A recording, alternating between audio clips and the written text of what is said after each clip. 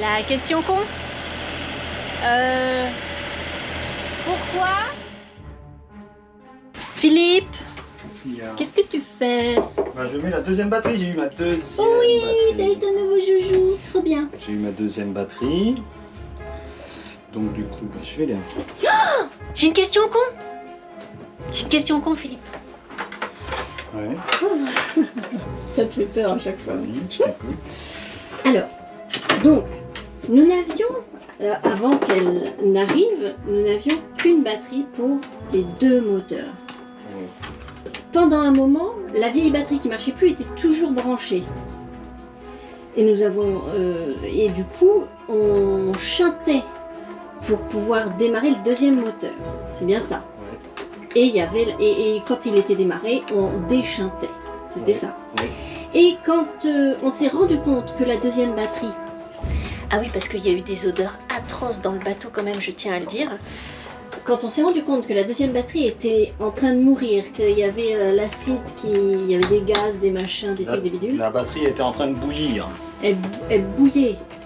Elle bouillait. Donc du coup, tu as enlevé cette batterie morte. Oui. Et du coup, après, il a fallu laisser la batterie qui marchait toujours chanter.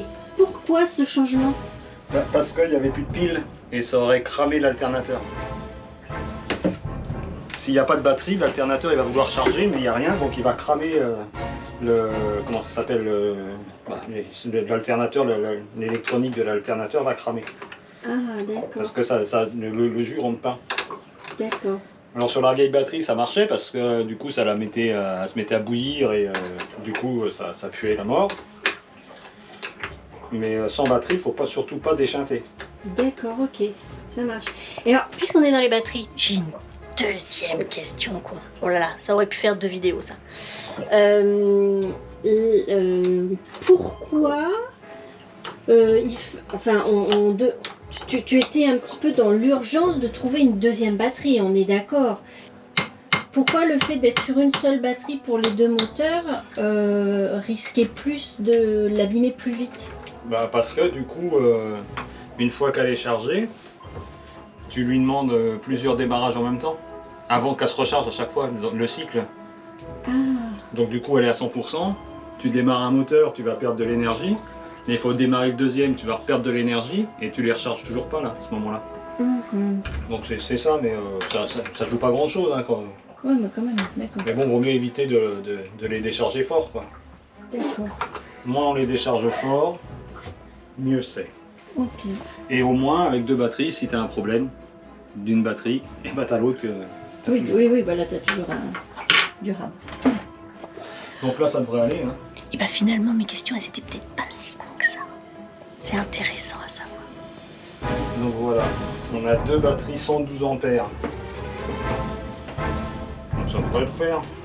Allez, on met ça dans le four. Est-ce que ça passe? Ça passe. Ah bah encore heureux, c'est la même que l'autre. Ça passe et ça ne trépasse pas. Donc je crois que c'est du 15. Philippe, Quoi? j'ai une question con. Est-ce que c'est fait exprès que les batteries soient dans le fond du lit pour que je te trouve comme ça?